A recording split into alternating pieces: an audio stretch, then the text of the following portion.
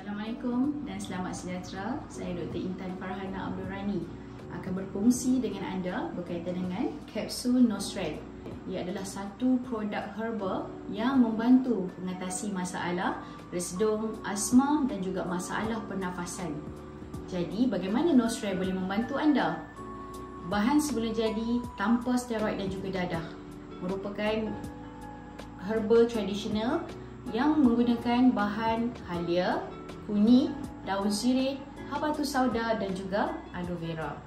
Namun, ada satu yang lebih special. Di dalam Nostrel ada cendawan susu harimau. Cendawan susu harimau telah terbukti secara saintifik boleh membantu sistem pernafasan dan juga menguatkan sistem imun badan. Ia juga telah terbukti dalam kajian moden dan juga telah digunakan secara turun-temurun secara tradisional. Mengapa anda perlu mendapatkan Nostrel?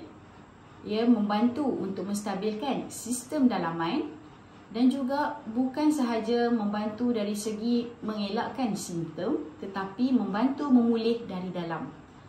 Ia merupakan satu-satunya alternatif daripada bahan semula jadi tanpa pergantungan kepada ubat-ubatan moden.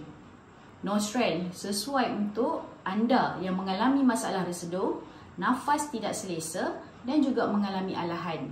Amalkan secara konsisten, ikut dos. InsyaAllah, saya doakan semoga ini merupakan satu ikhtiar anda untuk lebih sihat dan selesa.